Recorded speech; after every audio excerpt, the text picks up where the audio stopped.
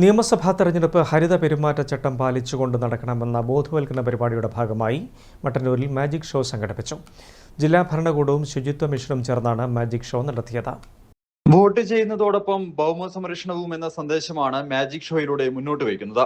മണ്ണും വെള്ളവും വായുവും പരിശുദ്ധമായി സൂക്ഷിക്കേണ്ടതും സംരക്ഷിക്കേണ്ടതും ഓരോരുത്തരുടെയും കടമയാണ് എന്ന സന്ദേശം പ്രചരിപ്പിക്കുകയാണ് പരിപാടിയിലൂടെ ലക്ഷ്യമിടുന്നത്.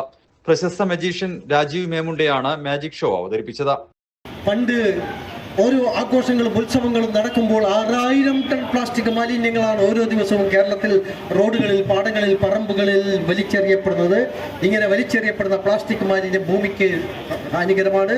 പ്ലാസ്റ്റിക് കത്തിക്കുമ്പോൾ ഉണ്ടാകുന്ന ഒരു വാതകമുണ്ട്, അതിന്റെ പേര് ഡയോക്സിൻ. അത് ക്യാൻസറിന് കാരണമാണ്. അതുകൊണ്ട് പ്ലാസ്റ്റിക് ഒരിക്കലും കത്തിക്കാൻ പാടില്ല. പ്ലാസ്റ്റിക് ഉപയോഗിച്ചുകൊണ്ട് ഞാൻ ഹംദാനും ചേർത്തുകൊണ്ടുള്ള ഒരു anti plastic magic.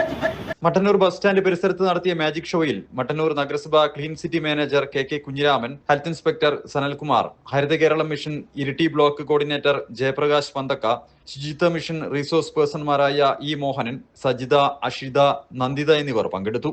News bureau, Mattannur.